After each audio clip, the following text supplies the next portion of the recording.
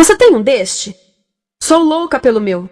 Na verdade, adoro todas as minhas coisas. Já se perguntou de onde vêm todas as coisas que compramos e para onde vão quando nos desfazemos delas? Não conseguia deixar de pensar nisso, por isso quis saber mais sobre o assunto. E os livros diziam que as coisas se deslocam ao longo de um sistema.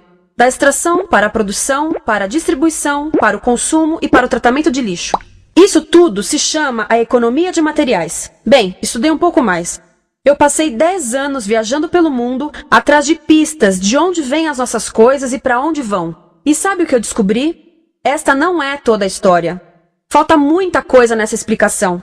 Em primeiro lugar, neste sistema parece que está tudo bem, sem problemas. Mas, na verdade, é um sistema em crise, porque trata-se de um sistema linear. E nós vivemos num planeta finito. E não se pode gerir um sistema linear num planeta finito, indefinidamente. Em todas as suas etapas, este sistema interage com o mundo real. A vida real não acontece numa página em branco. Interage com sociedades, culturas, economias, o ambiente. E durante as etapas, a vida vai se chocando contra seus limites. Limites que aqui não vemos porque o diagrama está incompleto. Então voltemos atrás para preencher alguns espaços e ver o que falta. Uma das coisas mais importantes em falta são as pessoas. Sim, pessoas. As pessoas vivem e trabalham em todas as etapas desse sistema, onde algumas são um pouco mais importantes que outras. Algumas têm maior poder de decisão. Quem são elas? Comecemos pelo governo. Meus amigos dizem que eu devia usar um tanque para simbolizar o governo, e isso é uma realidade em muitos países, e cada vez mais também no nosso. Afinal, mais de 50% dos nossos impostos vão para os militares. Mas vou usar uma pessoa para simbolizar o governo, porque acredito nos valores e na visão de que o governo deve ser das pessoas, pelas pessoas, para as pessoas. A função do governo é olhar por nós, cuidar de nós. Esse é o seu trabalho. Depois vem as corporações. O que leva as corporações a parecerem maiores que o governo é porque elas são maiores que o governo. Atualmente, entre as 100 maiores economias da Terra, 51 são corporações. À medida que as corporações foram crescendo, em tamanho e poder, assistimos a uma pequena mudança no governo, como se estivessem mais preocupados com o bem-estar deles do que com o nosso. Muito bem, então vejamos o que mais falta nessa imagem. Começaremos pela extração, que é uma palavra pomposa para exploração de recursos naturais, que por sua vez é uma palavra pomposa para destruir o planeta. A verdade é que cortamos as árvores, arrebentamos as montanhas para extrair os metais, consumimos toda a água e exterminamos os animais. Aqui enfrentamos o nosso primeiro limite. Estamos ficando sem recursos naturais. Estamos utilizando demasiados materiais. Sei que isto pode ser difícil de ouvir, mas é a verdade. Por isso temos que lidar com isso. Durante apenas as 3 últimas décadas, foram consumidos 33% dos recursos naturais do planeta. Desapareceram. Cortamos, minamos, perfuramos e destruímos o planeta tão depressa que estamos debilitando a capacidade do planeta para sustentar o nosso modo de vida. Onde eu vivo, nos Estados Unidos, resta-nos menos de 4% da nossa floresta original. 40% dos cursos de água estão impróprios para o consumo. E o nosso problema não é apenas estarmos utilizando demasiados recursos, mas o fato de estarmos utilizando mais do que a nossa parte. Temos 5% da população mundial, mas usamos 30% dos recursos mundiais. Se todos consumissem ao ritmo dos Estados Unidos, precisaríamos de 3 a 5 planetas. E sabem uma coisa? Só temos um. Então, a resposta do meu país a essa limitação é simplesmente ir tomar dos outros. Este é o terceiro mundo, que alguém dirá tratar-se apenas de uma expressão para designar o local para onde foram as nossas matérias-primas. E o que é que acontece? A mesma coisa, destruição do local. 75% das zonas de pesca do planeta estão sendo exploradas ao máximo ou além da sua capacidade. Desapareceram 80% das florestas originais do planeta. Só na Amazônia perdemos 2.000 árvores por minuto, o equivalente a um campo de futebol por minuto. Então, e as pessoas que vivem aqui? Bem, de acordo com esses sujeitos, eles não são donos desses recursos, mesmo que vivam lá há gerações. Não são donos dos meios de produção, nem compram muitas coisas. Nesse sistema, quem não possui nem compra muitas coisas não tem valor. A seguir, as matérias-primas seguem para a produção, aonde utilizamos energia para misturar químicos tóxicos com recursos naturais para produzir produtos contaminados com tóxicos. Há atualmente no comércio mais de 100.000 químicos sintéticos. Apenas um punhado foi testado para avaliar o seu impacto na saúde, e nenhum foi testado em relação aos impactos sinérgicos na saúde, ou seja, a interação com todos os outros químicos aos quais estamos expostos diariamente. Por isso, desconhecemos o impacto total deles na saúde e no ambiente. Mas sabemos uma coisa: os tóxicos entram e saem. Enquanto continuarmos a introduzi-los nos nossos sistemas de produção industrial, continuaremos a inserir esses tóxicos nos produtos que levamos para nossas casas, trabalho e escolas, e claro, para nossos corpos. Como os BFRs, ou retardantes de incêndio à base de brometo, que tornam as coisas mais resistentes ao fogo, mas são super tóxicos. São neurotóxicos, ou seja, tóxicos para o cérebro. O que é que estamos fazendo usando esses químicos? Apesar disso, os usamos em nossos computadores, eletrodomésticos, sofás, colchões e até alguns travesseiros. Sim, pegamos nossos travesseiros, os revestimos com neurotoxinas, levamos para casa e dormimos por 8 horas com eles. Não sei, mas acho que num país com tanto potencial, poderíamos ter uma maneira melhor de evitar que as cabeças peguem fogo à noite. Sabia que essas toxinas vão se acumulando ao longo da cadeia alimentar e se concentram nos nossos corpos? Sabe qual é o alimento do topo da cadeia alimentar com o nível mais elevado de químicos tóxicos? O leite materno. Isto significa que os menores membros das nossas sociedades, os nossos bebês, recebem as maiores doses de químicos tóxicos das suas vidas a partir do leite das suas mães. Não acha que é uma incrível violação? A amamentação deveria ser o mais importante ato humano de nutrição. Deveria ser algo sagrado e seguro. A amamentação continua a ser o melhor e as mães devem amamentar, mas nós deveríamos proteger esse ato. Eles deviam protegê-lo. Eu pensava que zelavam pelos nossos interesses. As pessoas que mais sofrem com esses produtos químicos são os trabalhadores das fábricas. Muitos são mulheres em idade reprodutiva, que trabalham com toxinas que afetam a gestação, carcinogênicos e muito mais. Agora eu pergunto, que tipo de mulher em idade reprodutiva trabalharia num emprego deste, exposta a estas toxinas, a não ser uma mulher sem outra alternativa? Essa é uma das maravilhas desse sistema. A erosão dos ecossistemas e economias locais, aqui, garante um fluxo constante de pessoas sem alternativas. No mundo, há 200 mil pessoas por dia se deslocando de ambientes que as sustentaram ao longo de gerações para cidades, onde muitas vivem em bairros de lata, à procura de emprego, por mais tóxico que seja. Não só os recursos são desperdiçados ao longo desse sistema, mas também pessoas, comunidades inteiras são desfeitas. Sim, as toxinas entram e saem. Muitas delas saem das fábricas em produtos, e muitas mais saem como subprodutos, ou poluição. E estamos falando de muita poluição. Nos Estados Unidos, as indústrias admitem liberar mais de 1.800.000 quilos de químicos tóxicos por ano. Deve ser muito mais, porque isso é o que eles admitem. Trata-se de outro limite, porque quem quer ver e respirar 1.800.000 quilos de químicos tóxicos por ano? Então o que eles fazem? Mudam as fábricas poluidoras para o estrangeiro, para poluir outros países. Mas, surpresa, grande parte dessa poluição volta para nós trazida pelo vento. E o que acontece depois de todos os recursos naturais serem transformados em produtos? Passam por aqui, para a distribuição, o que significa vender todo o lixo contaminado com toxinas o mais rápido possível. Aqui, o objetivo é manter os preços baixos, com as pessoas comprando os produtos em constante movimento. Como eles mantêm os preços baixos? Pagam salários baixos aos trabalhadores das lojas e restringem o acesso aos seguros de saúde sempre que podem. Tudo se resume em exteriorizar os custos. O verdadeiro custo da produção não se reflete no preço. Em outras palavras, não pagamos aquilo que compramos. Outro dia estive pensando nisto. Ia a caminho do trabalho e queria ouvir as notícias. Por isso entrei numa loja para comprar um rádio. Encontrei um pequeno rádio verde engraçado que custava $4,99. Na fila do caixa pensei, como $4,99 podem refletir o custo da produção e transporte desse rádio até ele chegar nas minhas mãos? O metal deve ter sido extraído na África do Sul. O petróleo provavelmente do Iraque. O plástico produzido na China e talvez montado por uma criança de 15 anos numa fábrica do México. $4,99 não paga nem o aluguel do espaço ocupado na prateleira, nem parte do salário do empregado que me atendeu, ou as viagens de navio e caminhão que o rádio fez. Foi assim que eu percebi que eu não paguei o valor do rádio. Então, quem pagou? Estas pessoas pagaram com a perda do espaço dos seus recursos naturais.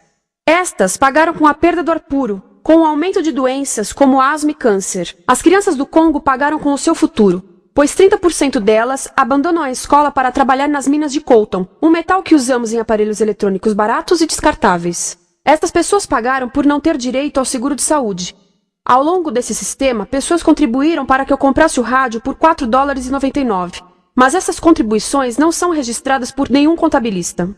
É isto que eu quero dizer com exteriorizar o verdadeiro custo de produção.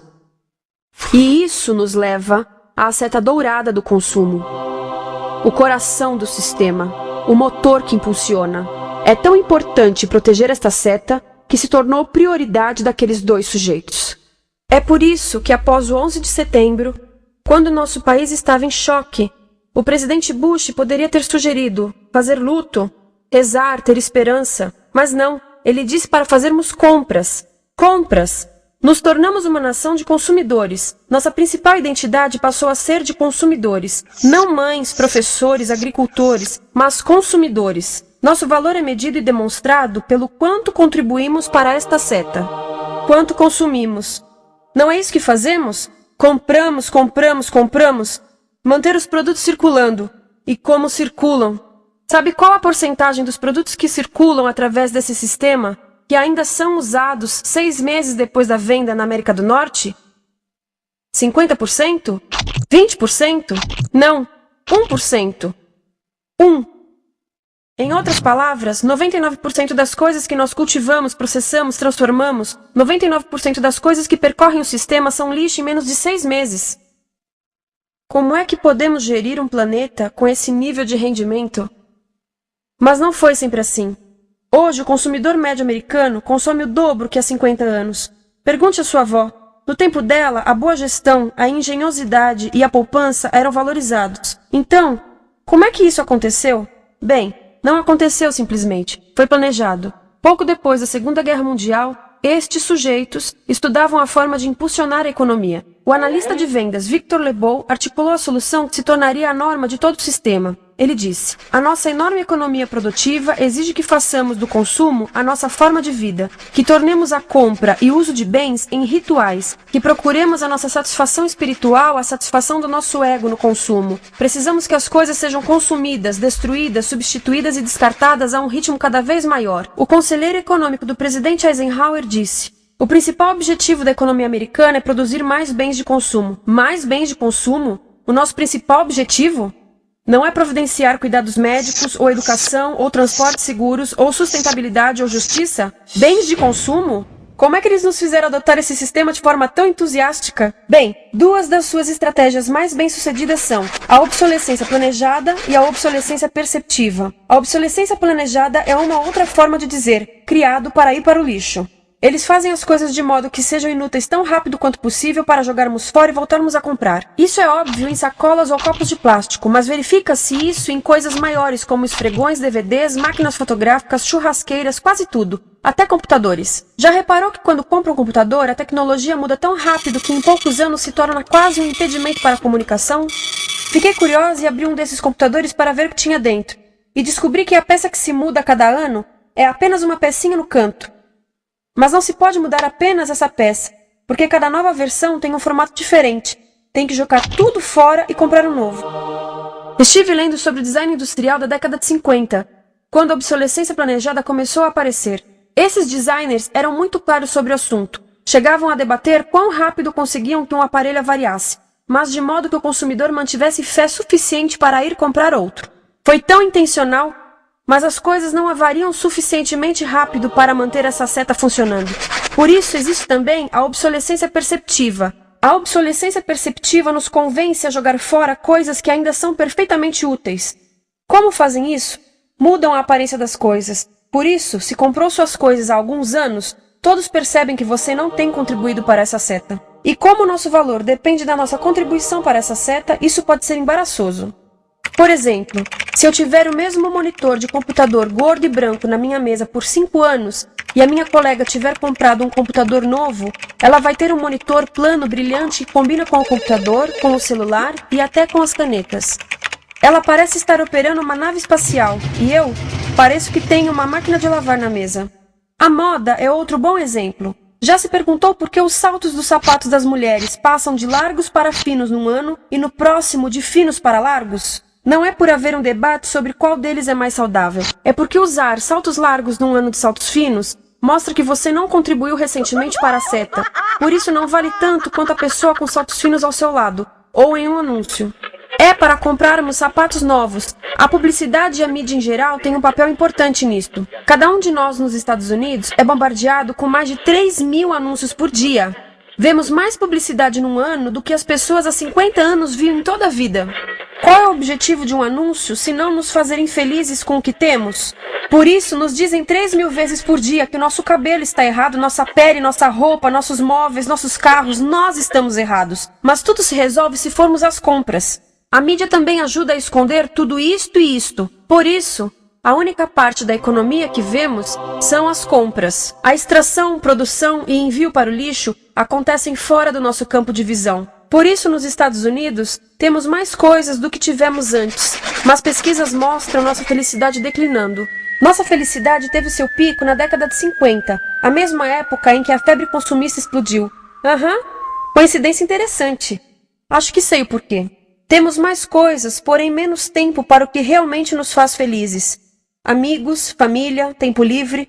Estamos trabalhando mais do que nunca. Analistas dizem que não temos tão pouco tempo livre desde a sociedade feudal. E sabem quais são as duas atividades que mais fazemos no pouco tempo livre que temos? Ver televisão e fazer compras.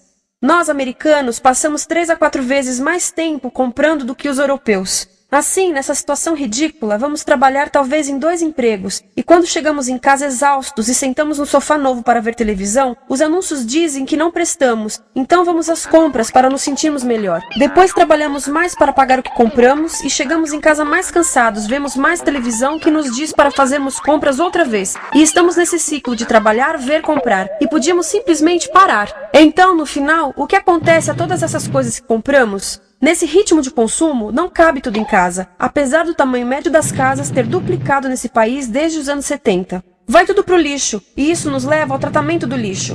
Essa é a parte da economia de materiais que conhecemos melhor, porque nós temos de levar o lixo até a esquina. Cada americano produz 2 quilos de lixo por dia, o dobro do que fazíamos há 30 anos. Todo esse lixo ou é despejado num aterro, que é um grande buraco no chão, ou ainda pior, primeiro é incinerado e depois despejado no aterro.